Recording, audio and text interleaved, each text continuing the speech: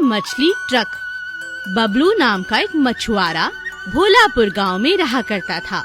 वो बहुत ही लालची था। एक बार वो मछलियां पकड़ने के चक्कर में डूबते डूबते बचा। इसीलिए उसने अपने घर में ही एक छोटा सा तालाब बना दिया, जिसमें वह अपनी मछलियां पालता था और उन्हें बाजार में बेच दिया करता था। चलो अच्छा हुआ, सारी मछलियाँ बिक गई। अब और अंडे डालता हूँ तालाब में। कुछ समय बाद अच्छी अच्छी मछलियाँ बेचूंगा। बबलू अंडे डालकर चला जाता है, लेकिन कुछ दिनों बाद वह देखता है कि मछलियाँ बड़ी नहीं हुई और अंडे तो वैसे के वैसे ही पड़े हुए हैं। अरे यह क्या, एक हफ्ता हो गया अंडे वैसे के वैसे ही पड़े हैं। अब तक तो मछलियाँ निकल जानी चाहिए थी। मछलियाँ बड़ी ही नहीं हुई तो मैं बेचूंगा कैसे? क्या हुआ जी, इतनी चिंता में क्यों हो? तुम ही देखो ना, एक हफ्ता हो गया तालाब में अंडे डाले, अभी तक एक भी मछली बड़ी नहीं हुई। कैसे बेचूंगा, क्या कमाऊंगा मैं? यह तो बड़ी दुविधा हो गई जी। अच्छा थोड़ा और इंतजार करो, मछलियाँ बड़ी हो जाएंगी। देखो तुमसे मिलने कौन आया है। सीता का भाई मनोज उन दोनों से मिलने आया था और बबलू की दुविधा के बारे में उसे पता चल जाता है। अरे जीजा जी, चिंता क्यों करते हो? मैं हूँ ना। मेरे पास एक खास दवाई है जिससे कुछ ही समय में मछलियाँ बड़ी हो जाएंगी और आप जल्दी से इन्हें बेच पाओगे। लेकिन हाँ, एक बात का ख्याल रखना, थोड़ी सी ही दवा डालना, वरना बड़ी तकलीफ में पड़ जाओगे। अरे वाह, तुमने तो मुझे बचा लिया। अब आप जल्दी ही ये दवाई इस्तेमाल कर लीजिए। बबलू उसी समय तालाब पर जाता है और लालच के चक्कर में सारी की सारी दवाई उसमें डाल देता है। मैं तो थोड़ी नहीं, सारी की सारी ही दवाई डाल देता हूँ। इससे जल्दी ही मछलियाँ बहुत बड़ी हो जाएंगी और मेरा फायदा ही फायदा। बबलू सारी दवाई तालाब में डाल देता है और अगले ही दिन सुबह देखता है कि मछलियाँ बड़ी हो जाती हैं। बबलू बहुत खुश हो जाता है और सारी मछलियों को अपनी गाड़ी में डाल बाजार में बेचने चला जाता है। पर एक मछली तालाब के कोने में रह जाती है और बड़ी होती रहती है। बबलू जब शाम को घर आता है तो अपनी पत्नी सीता को चिल्लाते हुए देखता है। बबलू जल्दी आओ, देखो देखो इतनी बड़ी मछली, हे भगवान ये कैसे हुआ, अरे कोई बचाओ। बबलू अपने तालाब में एक तालाब जितनी बड़ी मछली को देखता है और हैरान रह जाता है। अरे यह क्या, इतनी बड़ी मछली? लगता है उस दवा का असर है। इसको बेचकर तो खूब पैसे मिल जाएंगे, लेकिन इसे बाजार तक लेके कैसे जाऊं? बबलू फिर लालच में पड़ा। बड़ी मछली को बाजार तक ले जाने के लिए एक बड़ा ट्रक रेंट पर ले लिया। सभी गांव वाले हैरान रह जाते हैं। इतनी बड़ी मछली, इससे तो कितने लोगों के लिए पकवान बन सकते हैं। बबलू बड़ी मछली को बाजार में बेच देता है और घर आकर देखता है कि उसका तालाब तो मछली की वजह से बर्बाद हो चुका है। जितने पैसे में बड़ी मछली बिकी, उससे ज्यादा तो ट्रक का किराया लग जाता है। बबलू को अपनी गलती का एहसास हो जाता है और वो खुद से वादा करता है कि अब कभी लालच नहीं करेगा। बांस चिकन बिरयानी वाला। वसीम और जमाल दो दोस्त थे। वो दोनों एक ही गांव के रहने वाले थे। एक ही साथ जंगल में बांस काटने के लिए जाते थे और रोज बांस लाकर बाजार में बेच दिया करते थे। वसीम भाई, आज हम दोनों जंगल के दूसरी तरफ नदी के उस पार जाएंगे। सुना है उधर बहुत बड़ी और लंबा बांस मिलता है। अच्छा जमाल, हम जा सकते हैं, लेकिन अगर नदी में बहाव ज्यादा हो गया तो हम वापस नहीं आ सकेंगे। अरे वसीम भाई, उससे पहले ही हम आ जाएंगे ना। चलो चलो, जल्दी चलो। ऐसा सोचकर दोनों दोस्त नदी पार करके जंगल के उस पार चले जाते हैं। दोनों मिलकर ढेर सारे बांस काटते हैं। बड़े बड़े लंबे बांस के पेड़ थे, इसीलिए सारे बांस इकट्ठा कर लेते हैं। लेकिन कुछ ही देर में बारिश होने लगी और धीरे धीरे से नदी में पानी का बहाव बढ़ने लगा। जब जमाल और वसीम गांव जाने के लिए नदी के पास आए। भाई जमाल, अब देखो क्या हुआ, नदी में पानी बढ़ गया है। अब हम उस पार नहीं जा सकेंगे।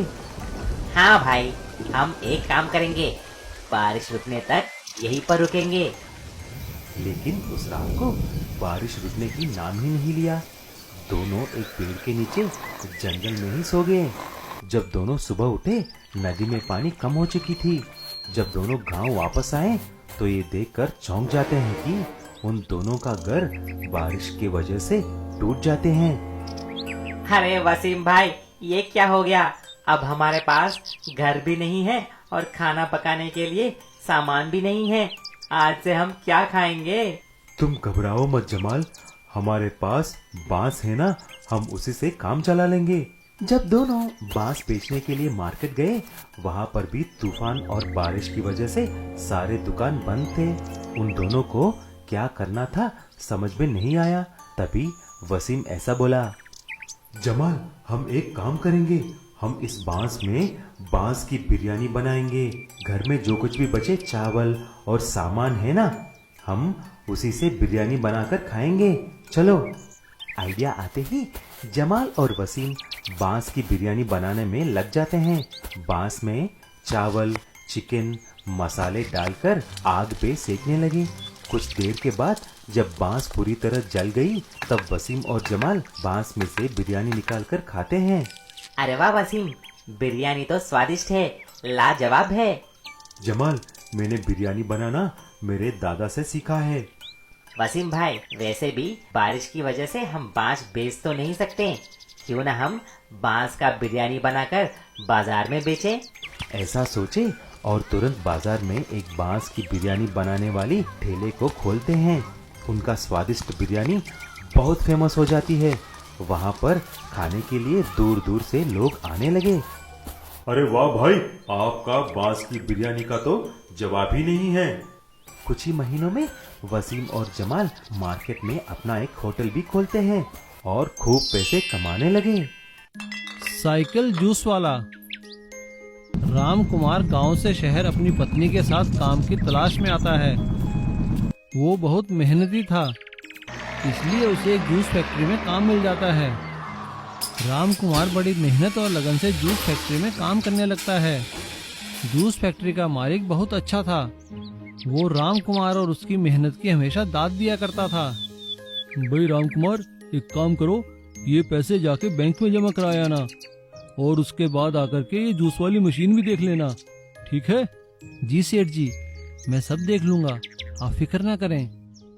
धीरे धीरे राम कुमार फैक्ट्री का सारा काम समझ जाता है और वो अच्छा जूस बनाना भी सीख लेता है। देखो जी, आप इस तरह से पैदल जाते हो, ये मुझे अच्छा नहीं लगता। इस बार तनख्वाह आने पर आप एक छोटी सी साइकिल क्यों नहीं ले लेते? एक दिन तनख्वाह मिलने पर राम कुमार की पत्नी ने राम कुमार से कहा, अच्छा, तो तनख्वाह मिल गई तो इस बार तो साइकिल ले ही लो। हाँ हाँ ठीक है सरला, मैं साइकिल ले लूंगा। और राम कुमार एक नई साइकिल लेकर आ जाता है और अब वो उसी साइकिल से घर से फैक्ट्री जाने लगता है। सब कुछ ठीक चल रहा था, लेकिन अचानक एक दुर्घटना में फैक्ट्री मालिक की मौत हो जाती है। सभी लोग बड़े दुखी होते हैं, लेकिन सबको असली दुख तो तब होता है जब फैक्ट्री मालिक का बेटा फैक्ट्री बंद करने की बात कहता है। देखो दोस्तों, आप लोगों ने पिताजी का बहुत साथ दिया और काफी अच्छा काम भी किया है, लेकिन ये जूस की फैक्ट्री मैं बंद कर रहा हूँ क्योंकि मैं सब कुछ बेचकर विदेश जा रहा हूँ। आप लोगों के जितने पैसे बनते हैं उससे ज्यादा पैसा देकर मैं आपसे माफी मांगता हूँ। और इस तरह वो सभी लोगों को जितने पैसे बनते हैं उतने देकर फैक्ट्री बंद कर देता है। राम कुमार बड़े दुखी मन से घर वापस आता है। उसे दुखी देखकर उसकी पत्नी पूछती है, अरे क्या हुआ, आज आप जल्दी घर आ गए? बहुत परेशान नजर आते हो, बात क्या है? राम कुमार उसे सारी बात बताता है। राम कुमार की बात सुनकर उसकी पत्नी उससे कहती है, आप परेशान क्यों होते हैं? हमारे पास साइकिल है ना, और जूस भी आप कितना अच्छा बना लेते हैं। एक मशीन खरीद लेते हैं, उसे साइकिल पर लगाकर गली गली जाकर जूस बेचना। गर्मी का मौसम है, हर कोई खरीदेगा। मुझे पूरा विश्वास है सब कुछ ठीक हो जाएगा, आप कोशिश तो करिए। राम कुमार वैसा ही करता है। वो अपनी साइकिल पर एक जूस बनाने की मशीन लगा लेता है और गली गली घर घर गांव गांव जाकर जूस बेचने लगता है। उसके बनाए जूस की सभी लोग तारीफ करते हैं। उसका काम चल निकलता है। वो साइकिल से एक दुकान और दुकान से जूस की एक फैक्ट्री बना लेता है और अपने सभी साथी कर्मचारियों को अपने साथ काम में रख लेता है। सभी लोग उसकी तारीफ करते हैं। अरे रामकुमार भैया, तुमने तो हम लोगों को एक नई जिंदगी दे दी है। साइकिल पे जूस बेच बेच कर ये फैक्ट्री खड़ी कर ली है। तुम्हारा बहुत बहुत शुक्रिया। हम तुम्हारी मेहनत के आगे नतमस्तक हैं। अरे नहीं किशोर भैया, ये सब तो आप लोगों का साथ और आप लोगों के आशीर्वाद की वजह से है। मैं तो अपनी साइकिल का धन्यवाद देना चाहता हूँ, जिसने मेरी गरीबी में मेरी मदद की और मुझे एक साइकिल जूस वाले से एक जूस फैक्ट्री का मालिक बना दिया। देखा, मैंने कहा था ना, हमें सफलता जरूर मिलेगी। सुंदरनगर में राम और श्याम नामक दो भाई अपनी माँ के साथ रहा करते थे। उन दोनों का कचौरी का कारोबार था। राम बहुत अच्छी कचौरी बनाया करता था और श्याम बहुत अच्छी सब्जी। राम ने घर में ही कचौरी बनाने की एक मशीन लगाई हुई थी। वो उसमें बड़ी खस्ता कचौरियाँ बनाता और श्याम बाजार में अपनी दुकान में सब्जी के साथ उन्हें बेचा करता था। दोनों का कारोबार बहुत अच्छा चल रहा था। वे अपनी माँ के साथ बहुत खुश थे। राम की शादी हो जाने के बाद उनकी खुशियाँ और भी बढ़ जाती हैं। नई बहू के घर आने पर उनकी माँ राम से कहती है, बेटा, मैं तो चाहती हूँ कि अब बूढ़ी हो चुकी हूँ मैं, तुम और तुम्हारी पत्नी कारोबार संभालो और शाम को भी संभालो। ये सुनकर राम की पत्नी कहती है, क्यों नहीं माताजी? कुछ दिन तो सब कुछ ठीक चलता है, लेकिन इतना कारोबार देखकर राम की पत्नी के मन में लालच आ जाता है। वो एक दिन राम से कहती है, अजी सुनते हो, सारा दिन कचौरियाँ बनाते हो आप, और ये शाम सिर्फ दुकान पर खड़ा होकर सारा मुनाफा ले लेता है। नहीं बिमला, ऐसा नहीं है। मुझे मेरे भाई और माँ पर पूरा भरोसा है। मैं सब समझती हूँ, माताजी भी इसी का साथ देती हैं। मैं तो कहती हूँ हमें अपना कचौरियों का काम अलग शुरू कर देना चाहिए, नहीं तो इनके गुलाम बनकर ही रह जाएंगे। अपनी पत्नी के बार बार कहने पर राम के मन में भी लालच आ जाता है और वो एक दिन अपनी माँ से कहता है, माँ बस बहुत हुआ, अब मैं खुद बाजार में कचौरी बेचा करूँगा। अरे अरे बेटा, ये तू कैसी बातें कर रहा है? माँ मैं कुछ नहीं सुनना चाहता। मैं आज से शाम को कचौरी नहीं दूंगा। अगर उसे बेचनी है तो खुद कचौरियाँ बनाकर बेचे। अपने भाई और माँ की बात सुनकर श्याम कहता है, भैया अगर तुम ऐसा चाहते हो तो कोई बात नहीं, आप खुद कचौरियाँ बेचो। ये लीजिए दुकान की चाबी। माँ चलो हम कुछ और काम देख लेंगे। चलो शाम, हमें ही यहाँ से जाना चाहिए, चलो चलते हैं। ऐसा कहकर श्याम और उसकी माँ उनके दूसरे घर में रहने लगते हैं और राम और उसकी पत्नी दुकान में कचौरियाँ बेचने लगते हैं। और इधर माँ श्याम से कहती है, बेटा, ये मैंने कुछ पैसे जमा किए थे, बाजार से जाकर एक ठेला खरीद के ले आ, और हाँ, कुछ कचौरियों को बनाने का सामान भी ले आ। हम एक बार फिर से शुरुआत करते। जी माताजी। श्याम ऐसा ही करता है। उसकी माँ कचौरियाँ बनाती है और श्याम सब्जी, और वो दोनों बाजार में कचौरियाँ बेचने लगते हैं। राम कचौरी बनाना तो जानता था, लेकिन वो ये भूल गया कि उसको सब्जी बनानी नहीं आती। घटिया सब्जी के साथ कचौरी बेचने के कारण उनके दुकान की बिक्री कम हो गई और इधर श्याम और उसकी माँ के हाथ की बनाई कचौरी और सब्जी धड़ाधड़ बिकने लगी। अब सभी लोग राम की दुकान से नहीं, श्याम की दुकान से कचौरियाँ खाने लगे। ये देखकर राम को अपनी गलती का एहसास हुआ। राम अपनी पत्नी को लेकर अपनी माँ के पास जाता है और उससे माफी मांगता है। माँ मुझे माफ कर दो, भाई श्याम घर वापस चलो। माताजी मुझे माफ कर दीजिए। राम की माँ उसे माफ कर देती है। श्याम और माँ दोनों वापस घर आ जाते हैं और फिर से पहले की तरह काम करने लगते हैं और वो सभी फिर से खुशहाली से रहने लगते हैं।